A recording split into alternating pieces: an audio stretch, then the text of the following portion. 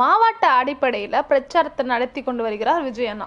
அதில் திருச்சி மாவட்டத்தில் அமைந்துள்ள மரக்கடை என்னும் பகுதியில் சாட்டர்டே பிரச்சாரத்தை ஸ்டார்ட் பண்ணியிருக்காரு.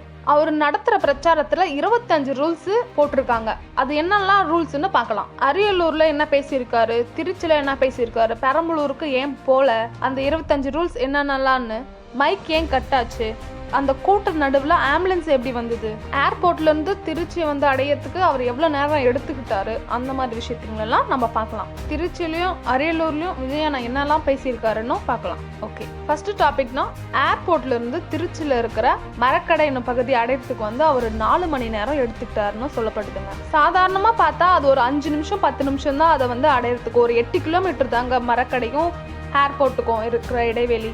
சாதாரண நேரத்தில் ஒரு 10 நிமிஷத்துல வந்து மரக்கடையை வந்து அடைஞ்சிடலாம். ஆனா கூட்ட நெரிசல் காரணமாக அவருடைய ஃபேன்ஸுக்காகவும் கட்சிக்காரங்களும் அதிகமாக இருக்காங்க. அதனால அவர் ஏர்போர்ட்ல இருந்து மரக்கடை வரத்துக்கு 5 மணி நேரமும் எடுத்துக்கிட்டாருன்னு சொல்லப்படுது. அந்த மரக்கடையில் 10 மணிக்கு ஸ்டார்ட் பண்ண வேண்டிய ப்ரோக்ராமை அவர் வந்து 1 மணிக்கு தான் ஸ்டார்ட் பண்ணியிருக்காரு. ஏன்னா அதிகமான மக்கள் இருக்கிறதுனால வண்டியே ரொம்ப பொறுமையாக தான் வந்திருக்கு. ஒரு 10 நிமிஷம் கடக்க வேண்டிய இடத்துல அது 5 மணி நேரமாக கடந்திருக்கு. அவர் வந்து திருச்சியில் பேசுகிற டைம் வந்து 1 மணிக்கு ஸ்டார்ட் பண்ணியிருக்காரு. 1 நிமிஷம் 2 நிமிஷம் தான் மைக் ஒர்க் ஆச்சு. அதுக்கப்புறம் மைக் கட் ஆச்சு. இவ்வளோ பெரிய இடத்துல எப்படி மைக் கட் ஆகும் அப்படின்னு ஒரு பெரிய கேள்வியும் இருக்குங்க. ஒரு மைக்ல பேசினா அங்க இருக்கிற சரௌண்டிங்ல மக்களுக்கு மட்டும் தான் கேக்குது, டிவி ரிப்போர்ட்டர்ஸ்க்கு கேட்கல. இன்னொரு மைக்ல பேசினா டிவி ரிப்போர்ட்டர்ஸ்க்கு மட்டும் தான் கேக்குது, அங்க இருக்கிற சரௌண்டிங் மக்களுக்கு கேட்கல. அதனால விஜய் அண்ணா என்ன பண்ணிருக்காருன்னா, இங்க இருக்கிற சரௌண்டிங் மக்களுக்கு கேட்டா மட்டும் போதும் அப்படின்னு அந்த மைக்ல பேசினாரு. டைம் வெளியே வந்து பிரச்சாரம் பண்றாரு.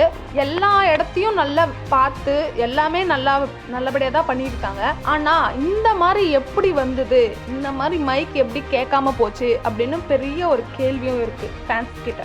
அவர் அங்க என்ன பேசியிருக்காருன்னா, அந்த காலத்துல போருக்கு போறவங்க எல்லாம் அவங்களுடைய குலசாமிகளை ஃபர்ஸ்ட் வேண்டிக்கிட்டு தான் போருக்கு போவாங்க. அந்த மாதிரி தான் நான் இப்போ 2026ஆம் ஆண்டு எலெக்ஷன் வரப்ப உங்களை பார்க்க வந்திருக்கேன் அப்படின்னு சொல்லியிருக்காரு. திருச்சியை பெருமைப்படுத்துற அளவுல அறிஞர் அண்ணா ஃபர்ஸ்ட் டைம் தேர்தலில் 1956ஆம் ஆண்டு நின்று இருக்காரு அப்படின்னு சொல்லியிருக்காரு. அது மட்டும் இல்லாம எம்ஜிஆர் அவர்கள் ஃபர்ஸ்ட் டைம் மாநில மாநாடு திருச்சியில தான் ஸ்டார்ட் பண்ணிருக்காரு 1974ஆம் ஆண்டு அப்படின்னு பேசியிருக்காரு. பெரியார் வாழ்ந்த இடம், கல்விக்கு பேர் போன இடம் திருச்சியை பெருமைப்படுத்திருக்காரு. அது மட்டும் இல்லாம திருச்சியில இருக்கிற பிரச்சனைகளை பத்தியும் அவர் பேசியிருக்காரு. கொடுத்த வாக்குறுதிகளெல்லாம் நீங்க நிறைவேற்றினீங்களா அப்படின்னு கேட்டிருக்காரு டிஎம்கேவை பார்த்து. அவர் பேசிக்கிட்டே இருக்கும்போது நடுவுல ஒரு ஆம்புலன்ஸ் வருது. இதே மாதிரிதான் ஏடிஎம்கே தலைவர் எடப்பாடி பழனிசாமி பேசிட்டு இருக்கும் போதும் 2-3 வாட்டி ஆம்புலன்ஸ் வந்திருக்கு. மக்களுக்கு என்ன ஒரு கேள்வினா, அது பிளாக் பண்ண ஏரியா, அந்த பிளாக் பண்ண ஏரியால எப்படி நீங்க ஆம்புலன்ஸை விடுவீங்க, அதுக்கு வேற வழிகள் எல்லாம் நிறைய இருக்கும், நீங்க அந்த வழிகள் எல்லாம் விடாம இவ்வளோ கூட்டத்துல அந்த ஆம்புலன்ஸை விடுறீங்க அப்படின்னு மக்கள் மனதில் கேள்வியும் கேட்டிருக்காங்க. அது எப்படி ஒரு பெரிய கட்சியில பேசும்போது அவ்வளோ மக்கள் இருக்கிற டைம்ல ஒரு ஆம்புலன்ஸை வந்து இந்த வழியில விடுவீங்க அப்படின்னு சொல்லியிருக்காரு. ஆல்ரெடி எடப்பாடி பழனிசாமி அவர்கள் ரொம்ப கோவப்பட்டு இனிமே இந்த மாதிரி எல்லாம் நடக்கக்கூடாது அப்படின்னு ஒரு மீட்டிங்ல பேசியிருக்காரு. அதே போல டிவிக்கு விஜய் அவர்கள் பேசும்போதும் ஆம்புலன்ஸ் நடுவுல வந்திருக்கு.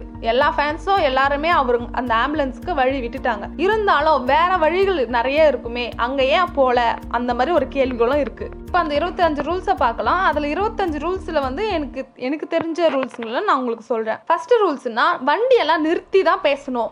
வண்டி போயிட்டே இருக்கிற டைமில் விஜய் அவர்கள் பேசக்கூடாதுன்னு சொல்லியிருக்காங்க. அடுத்த ரூல்ஸ் என்னன்னா, அதிகமான சவுண்ட் இருக்கக்கூடாது, ஸ்பீக்கர் பாக்ஸில் அதிகமான சவுண்ட் இருக்கக்கூடாது அப்படின்னு சொல்லியிருக்காங்க. அடுத்த ரூல்ஸ்னா, பட்டாசு வெடிக்கக்கூடாது அப்படின்னு சொல்லியிருக்காங்க. அது எப்படிங்க, ஒரு கட்சி தலைவர் வந்தால் எல்லாருமே பட்டாசு வெடிப்பாங்க, எல்லா கட்சியில் இருக்கிறவங்களும் பட்டாசு வெடிப்பாங்க. ஆனா டிவி கேக்கு புது ரூல்ஸ் போட்டிருக்காங்க, பட்டாசு வெடிக்க கூடாது அப்படின்னு. அது மட்டும் இல்லாம பேனர் எல்லாம் இருக்கக்கூடாது அப்படின்னு சொல்லியிருக்காங்க. எல்லா கட்சிகளையும் ஏடிஎம்கேவிலும் டிஎம்கேவிலும் பெரிய பெரிய பேனருங்கெல்லாம் வச்சிருக்காங்க. ஆனா டிவி கேல பேனர் எல்லாம் இருக்கக்கூடாது அப்படின்னு சொல்லியிருக்காங்க. அது மட்டும் இல்லாம ஸ்பீச் வந்து 30 நிமிஷம் மட்டும் தான் பேசணும் அப்படின்னு சொல்லியிருக்காங்க. 31வது நிமிஷம் பேசிங்கன்னா போலீஸ் வந்து நடவடிக்கை எடுப்பாங்க அப்படின்னு சொல்லியிருக்காங்க. யாருக்குமே இல்லாத ரூல்ஸ் டிவி கேக்கு மட்டும் ஏன் அப்படின்னு ஃபேன்ஸும் அவர்களுடைய தொண்டர்களும் பேசியிருக்காங்க. அதுக்கப்புறம் அவங்க சொல்ற ரோட்ல மட்டும்தான் அவரு போனோம் அப்படின்னு சொல்லியிருக்காங்க. ஸ்பீக்கர் பாக்ஸ் எல்லாம் குறிப்பிட்ட எண்களுக்கு வரையும் மட்டும்தான் இருக்கணும் அப்படின்னு சொல்லியிருக்காங்க. அதுக்கு மேல அதிகமா இருக்கக்கூடாது அப்படின்னு கவர்மெண்ட்ல ஆர்டர் போட்டிருக்காங்க. திருச்சியில விஜய் அவர்கள் என்னெல்லாம் பேசியிருக்காருன்னா, அரசாங்க வேலைகள் எல்லாம் காலி இடங்கள் எல்லாம் நிரப்புவேன்னு சொல்லியிருக்கீங்க, ஆனா அதுவும் பண்ணல. எஜுகேஷன் லோன் எல்லாம் தள்ளுபடி பண்ணுவேன்னு சொல்லியிருக்கீங்க, அதுவும் பண்ணல. கேஸுக்கு 3 ரூபாய் கம்மி பண்ணுவேன்னு சொல்லியிருக்கீங்க, அதுவும் பண்ணல. 40% ரிசர்வேஷன் கொடுக்குறேன்னு சொல்லியிருக்கீங்க, அதுவும் பண்ணல. பெண்களுக்கு 1000 ரூபாய் எல்லாருக்கும் கொடுக்குறேன்னு பெண்களுக்கு 1000 ரூபாய் எல்லாருக்கும் கொடுக்குறேன்னு சொல்லியிருக்கீங்க, அதுவும் கொடுக்கல. பல குடும்பங்களுக்கு மட்டும்தான் 1000 ரூபாய் வரும் அந்த மாதிரி கொடுத்துருக்கீங்க. பேருந்துங்களை ஃப்ரீ பஸ்ன்னு சொல்லிட்டு உங்களுடைய ஆட்சியிலேயே இருக்கிறவங்க ஓசியில தானே போறீங்க அப்படின்னு பெண்களை இழிவுபடுத்துற மாதிரி சொல்லியிருக்கீங்க, பேசுறீங்க அப்படின்னு விஜய் அவர்கள் குற்றம் சாட்டியிருக்காரு. அது மட்டும் இல்லாம இதுக்கு முன்னாடி மாநாட்டில் மை டியர் அங்கிள் அப்படின்னு சொல்லியிருக்காரு. ஆனா இந்த திருச்சியில மை டியர் அங்கிள் அப்படின்னு சொல்ல வேண்டாம், மை டியர் சிஎம் சார் அப்படின்னு சொல்லியிருக்காரு. மை டியர் அங்கிள் அப்படின்னு சொன்னும் போது அண்ணாமலை அவர்கள் விஜய் அவர்களை விமர்சனம் பண்ணியிருக்காரு. அதனால மை டியர் சிஎம் சார் அப்படின்னு சொல்லியிருக்காரு. மரக்கடையில பேசி முடிச்சுட்டு அரியலூருக்கும் பெரம்பலூருக்கும் போகலான்னு இருந்தாரு. ஆனா போகிற டைம்ல அரியலூருக்கு மட்டும்தான் அவரு போனாரு. ஏன்னா டைமிங் காரணம். அரியலூருக்கு 4 மணிக்கு தான் அவரு போனாரு. 4 மணிக்கு போயிட்டு ஒரு 5 மணிக்கு பேச ஸ்டார்ட் பண்ணாரு. அதுக்குள்ள ரொம்ப இருட்டுருச்சு.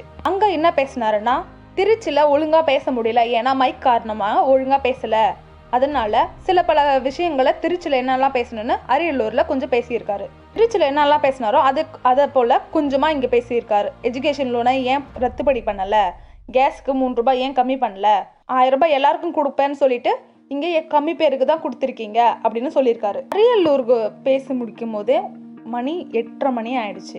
இதுக்கு எப்படி பெரம்பலூருக்கு போகிறதுக்குள்ள ரொம்ப டிராஃபிக் ஆகிடும். ஆல்ரெடி நிறைய டிராஃபிக்கால தான் இவ்வளோ லேட்டே ஆயிடுச்சு. அதனால பெரம்பலூருக்கு போக முடியல அப்படின்னு ஒரு மன்னிப்பு கடிதமும் சோஷியல் மீடியால வெளியிட்டிருக்காரு.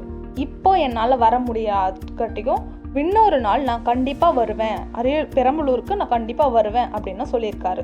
அப்படி அவர் பெரம்பலூருக்கு போகணும் அப்படின்னு நினைச்சிருந்தா கண்டிப்பா மணி 1 மணி ஆயிட்டு இருக்கும். அதனால மக்கள் ரொம்ப கஷ்டப்பட்டாங்க. விஜய் அவர்கள் பெரம்பலூருக்கு வரல அப்படின்றதுனால மக்கள் அவர்கள் நிறைய பேர் ரொம்ப அழுதுருக்காங்க, கஷ்டப்பட்டிருக்காங்க. இருந்தாலும் ஒரு நாள் கண்டிப்பா வருவேன் அப்படின்னு விஜய் அவர்கள் தரப்புல சொல்லப்படுது. சரிங்க மக்களே, இப்போ என்னுடைய கருத்தை நான் சொல்றேன். திருச்சி மரக்கடையில அதிகமான கூட்டங்கள் இருக்குன்னு எனக்கும் தெரியும், எல்லாருக்குமே தெரியும், அங்க சுத்தி இருக்கிற எல்லா மக்களுக்கும் தெரியும். அங்க விஜய் அவர்கள் பேச போறாருன்னு அந்த சரௌண்டிங்ல பிளாக் பண்ணிருக்காங்க பல இடங்கள்ல. ஆனா அந்த இடத்துல ஏன் ஆம்புலன்ஸ் வந்தது அப்படின்னு, இது மட்டும் இல்லாம எடப்பாடி பழனிசாமி அவர்கள் பேசும்போது ஆம்புலன்ஸ் வந்திருக்கு. எதிர்கட்சி தலைவர்கள் பேசும்போது ஏன் ஆம்புலன்ஸ் வருது அப்படின்னா டிஎம்கேவை பார்த்து ஒரு கேள்வியும் கேட்டிருக்காங்க எல்லாரும். அப்புறம் மைக் பிரச்சனை நிறைய பேர் விமர்சனம் பண்ணியிருக்காங்க. இவ்வளோ பண்ணியிருக்காரே, இவ்வளோ பார்த்து பண்றாங்க, ஒரு மைக்கால ஒன்றும் பண்ண முடியாதா, ஒரு மைக்கை ஒரு சரி செய்ய முடியல பார்த்தீங்களா அப்படின்னு சொல்லியிருக்காங்க. என்னோட கருத்துன்னா, அது தற்செயலாக நடந்ததா இல்லை வேற யாராச்சும் திட்டமிட்டு செஞ்சாங்களா அப்படின்னு எனக்கு தெரியல. ஸோ அங்கே இருக்கிறவங்களுக்கு யாருக்குமே தெரியல. ஸோ எதுவாக இருந்தாலும் விஜய் அவர்கள் பார்த்துப்பாரு, அவங்களுடைய கட்சியில் இருக்கிறவங்க பார்த்துப்பாங்க அப்படின்னு ஒரு நம்பிக்கையில் இருக்கு. விஜய் அவர்கள் சாட்டர்டே சனிக்கிழமை தோறும் எல்லா ஊருக்கும் வரதாகவும் அறிக்கை விட்டுருக்காங்க. சாட்டர்டே வரைக்குங்க, நீங்க என்ன வீக்கெண்ட் தலைவரா அப்படின்னு பல விமர்சனங்களும் கொடுத்துருக்காங்க. அதுக்கு விஜய் அவர்களுடைய தரப்புல என்ன சொல்லியிருக்காங்கன்னா, வீக்கெண்ட் விற்கும் போது தான் எல்லாருக்கும் ஸ்கூல் பசங்களுக்கெல்லாம் லீவ் இருக்கும், காலேஜ் ஸ்டூடெண்ட்ஸ்க்கெல்லாம் போக்குவரத்து நெரிசல் இல்லாம எல்லாரும் ஃப்ரீயா இருப்பாங்க அப்படின்னு சொல்லியிருக்காரு. ஸோ மக்களே, உங்களோட கருத்துக்களை கமெண்ட் செக்ஷன்ல சொல்லுங்க. நெக்ஸ்ட் வீடியோல பார்க்கலாம். தேங்க்யூ.